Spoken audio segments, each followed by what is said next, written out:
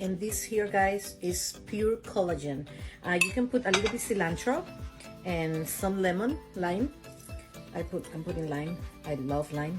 And you can do this ahead of time and just put it in the freezer in little bags or containers by portions. So whenever you want to eat some collagen, you just do this.